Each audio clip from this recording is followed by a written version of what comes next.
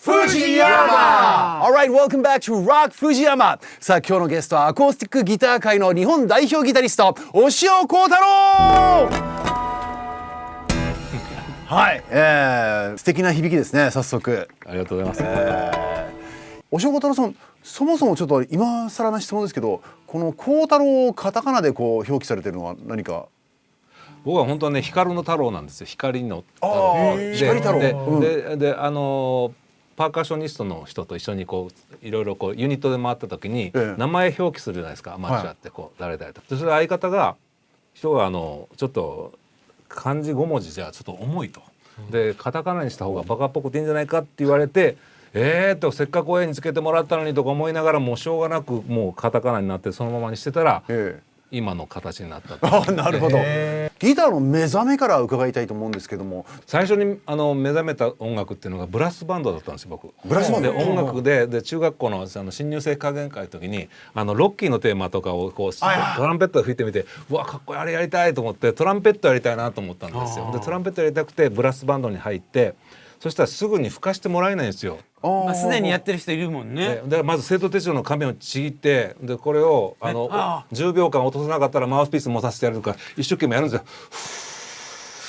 でそれでみんなクラリネットとか女子はやめていくんですよ。それでもうこんなの生徒手帳の紙吹くために入ったんじゃないっつって、これを吹くんですか？今度やってみろとか言ったのに、その先輩の数え方が10じゃないんですよ。1、2とかすぐ持たないですっていう。それでもねなんとか頑張ってでそれでマウスピース持たせてもらう時にやりたい楽器っていうのにトランペットではいってあげたんですけど、体でかいじゃないですか僕。だから君はもっといいギターもっといい楽器があるって言って紹介してもらったらこんなでっかいトランペットだったんですよ。でそれはトランペットじゃなくて、これなんていう楽器ですか？これはバスチューバっていう楽器だと言われて、バスチューバ要するにベースチューバのさらにそうです。こんなやつこんな形してるやつこんなやつであるでしょ。でこれ持ってて大体こうマーチの曲って四分音符と四分九符しか出てこないんですよ。ボンボンボンボンボンボンずっとそれをやってたんですけど、大脱走のテーマみたいなやつや。そうバンバンバンバンバンバンバンで2曲目も3曲目全部同じなんですよ。ボン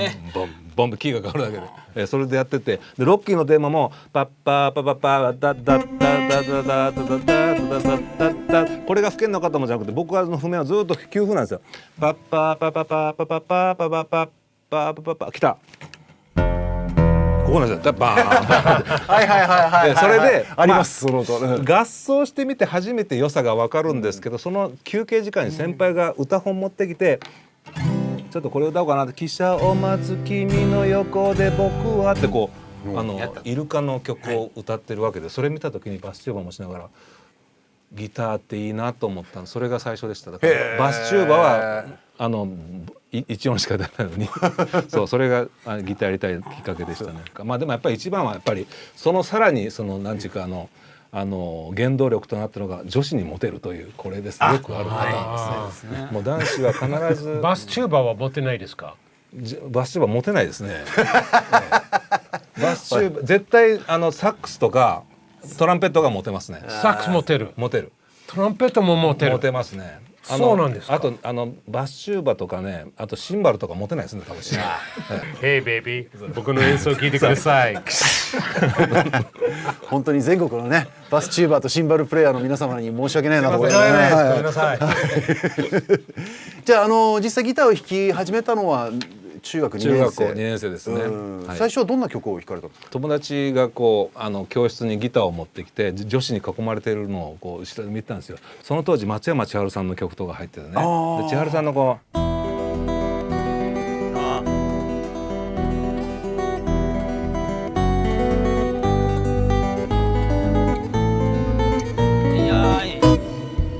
ったらもうキャーって言われるわけですよ。でだだだだ半上がって上がったところでもうガーンもうわしづかみですよ。かっこいい。俺も千春が弾きたい、女にモテたいっていうのが最初ですけどでそれでもうそんな不純な動機で始めたもんだから、やっぱりいざ始めてみるとやっぱもう手が痛いんですよ。最終がもう鉄弦ですか？鉄弦でとにかくどれぐらいの強さで抑えていいか分かんなくてですね、1日で最初に E マイナー覚えろって言われたんですけど、 E マイナーで普通はこう F っていうコードで挫折するんですけど、僕はもう E マイナーで挫折しましたもん。うわそれ大変だ。大変でしょ。でもう先行き不安な感じしますよね。やっぱり不純な動機から始めた自分が悪かったなと思って、友達にやっぱりギターは向いてないかなと思ったら、その友達がバレー部のキャプテンやってるんですよね。そいつがすごいスポコンで僕にめちゃくちゃ怒るわけだ。お前そんなお前中途半端かお前何やっても中途半端なんぞって言われて、毎日やれこれからって言われて、もうそいつに毎日監視されるようになってしまって。変態やね。変態でしょ、だから練習したかって言われたら「うん練習したよ、じゃあ成果見せろ」って言うからこれしてないのバレるじゃないですか、でだからしょうがないからもう5分間だけいやいや練習したんですよ。もうそいつに怒られるのが嫌で5分だけ。でもその5分がそしたらね5分だけでもね指硬くなってくるんですよ。毎日だから5分バカにならないですよ、5分の練習って。じゃあ最初の5分を乗り越えれば、乗り越えたっていうかもうビビりながら練習した。そいつに怒られるのが嫌でいやいや練習したんです。だからもう5分終わったらもう普通にテレビ見たりとかゲームとかやってたんですよ。でそんな感じで始めたんですよ僕。もしかしたらやっぱりね、最初にこう指が痛いしもう無理だなって、心折れてる皆さんは5分1日5分頑張れば、そうですね、3分でもいいと思う。 3分毎日やることやと思うわ。そうか、毎日なんですかね。ロイさんも痛かったんですか？やっぱ痛かったですよ。当たり前ですけど。僕も超痛くて痛いでしょやめようと思ったんですよ。よかった、よかった。でいきなり簡単じゃんと思った。僕は初めの1週間ぐらいもう夢中でやったから痛かったですけど、痛いよりも面白さの方が勝ったから。あ、そう。面白いの。このお三方がね、最初は指が痛かったっていう、痛かったんですよ、本当に。いやよくいまだにね指が痛くてできないっていう人いるけど、いやもうそれは痛いのはしょうがないですよね。このコードできなかった。 F？ このコはいはいはいはい、この A フォーム、ラモーンズの定番コード、だからラモーンズでも弾かなければもう使い物にならないじゃんと思ってたんです。これつまりこのコードで90% は読めるんですよ、フェンダーが調べたんです、これ多分 F より挫折率高いんじゃないですか。 F の実は壁って呼ばれてる。F の押さえ方よりさらにこの薬指をこう制覇するのは、これ G の方が簡単だと思いますけどね。F の方が一番難しい。まあF も G も A も変わんないけどどれが一番難しいですか？コメントに書いてください。絶対 F ですよね。はい。でやっぱり最初の頃弾かれてた曲はじゃあ松山千春さん。はい、もうその後やっぱりどんどんフォークの王道に、僕時はリアルタイムで長渕剛さんの音楽だったんです。やっぱ長渕さんの音楽での僕今57なんですけど、僕ぐらいの世代の人って大体長渕小僧なんですよ。吉田拓郎のある雨の日の情景とかやらなかったですか？こ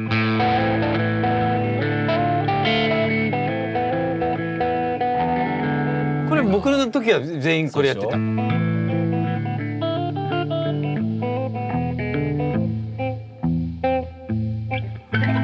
そう聞くとやっぱり長渕さんは相当影響を受けてますよね。いや長渕剛さんはものすごい吉田拓郎節ですよね。今のフレーズ聞いてもやっぱりその感じが、長渕さんの夏祭りって曲もでもちょっとアップデートされてやっぱり拓郎さんのフレーバーが入ってますよね。やっぱり夏祭り、面白いですね夏休みっていうのはあるからね。そうか。やっぱアコースティックギターの定番といえば禁じられた遊びとか。ナルシソイエペス。これはいはいはいはい。これ一本で弾けますよこれね。すごいですね。すごいですよね。途中でキーが E になると難しい。メジャーにこれでもこれがいいよね。これああはいはいはい。あそこに入るんですね。その次もいい。それローリーさんのコード、そこは怖い。これもう次マイナー、もう一回マイナー。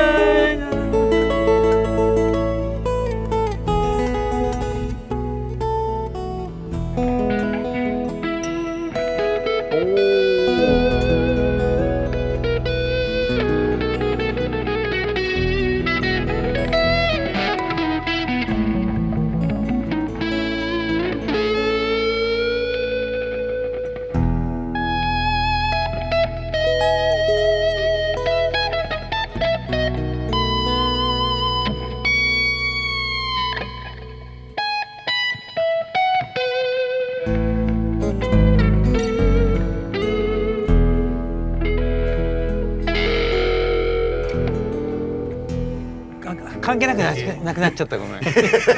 実際ねイントロの部分を弾いてる人は5万と見ましたけど、ここ転調してくる人ってあんまり転調するところまで弾く人はあんまりあそこでやめる見てないかもしれないもんね。やめちゃうんですかそこで。難しいんですよ。急に難しくなるんです。実際レッスンとかお受けになったんですか。僕ね中川勇人っていうギタリストにレッスンを受けてましたね。5つの赤い風船っていうねフォークグループがいたんですけど、そこに学校で必ず習う遠い世界に旅に出ようよっていう必ず習う曲です。このヒット曲があるとこにいた人が、抜けてソロギタリストになって、でそれから僕ファンなんですけど、だからあまり5つの赤い風船知らないんですけど、中川里さんのソロで知っててその方に習ってました。はあ、すごい方にじゃあ教わってたんですね。そうなんです。最初日本のフィンガーピッキングで第一人者ですよね。そうですね。それなんかコネがあったんですか。コネないですよ。別に中川里のギター教則本があってね、でそれを高校生の時に見てて、そしたら中川里が大阪のね、32番街梅田の32番街の30階中井楽器ってところで、ギター教室やってる子で月謝いくらとか言って、でじゃあ動く中川里を見に行こうと思って、先生に習うっていうよりはいさっそ中川里に会いに行くって感じでしたよね。初めは覗いてたんですか。隣が確かパイオニアのショールームで。そうですね。完全に世代トークに入ってるけどね。私とマーティが完全に置いてかれてる。大阪トークになってる。大阪トーク。いいんじゃない。中川勇人さんが参加する前に入ってたギタリストが有山淳二っていう人で、僕はもう有山淳二と上田正樹と有山淳二のぼちぼちいこかっていうアルバムを聴いて育ったもんで、だからこのラグタイムのね、そうですね。ダンディレレンデンデン、このダンデレンデンね、だから上田正樹さんって僕ら悲しい色やねっていう大阪弁でシティポップの王様じゃないですか、そういうイメージです。そういうだからかっこいいシティ、ポップの方がそのローリーさんが言ったそのぼちぼちこかでものすごいベタな関西弁でのブルースっていうのも関西弁のブルース。ああ、じゃあ聞きたいです。僕ね、じゃあ例のじゃあ A でお願いします。可愛い女と言われて。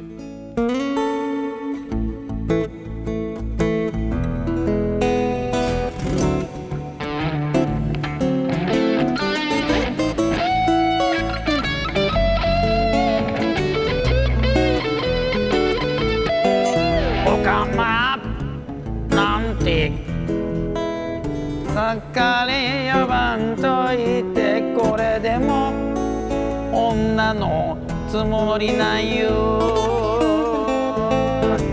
街の片隅でへそり生きてきたあたいをそっとしといてね。ババババババババさん、今日もあたいの店に来てちょうだい。サービスしちゃうから街の片隅でへそり生きてきたあたいをそっとしといてね。これ感想できます？その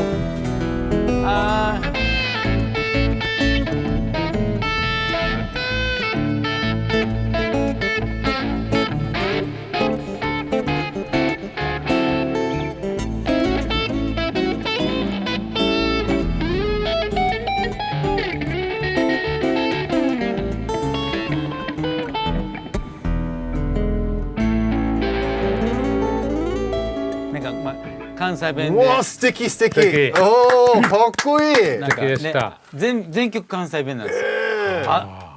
あれは夏の暑い晩やったって、あんまり寝苦しいもんやから。すごい。下着泥棒の歌とかね。下着泥棒。曲ですか？曲。聞かせてください。じゃあ下着泥棒の PV みたいですけど。あれは夏の暑い晩やった。あんまり寝苦しいもんやさかいに外を散歩しとったらあるわあるわ女子の下着青いのやら赤いのやら黒いのまであった。取ったらあかん取ったらあかん取ったらあかんと言いながら監獄に入って早3年。息子の和夫は今どこにみたいな息子の和夫ってこんなんがめちゃくちゃ流行ってた。これ上田正樹が歌ってるんですよ。すごくないですか？息子本当に和夫なんですか？息子は和夫は僕です。でも上田正樹がかっこいいですよね。あのアルバム日本の名盤トップ10に入るんじゃない？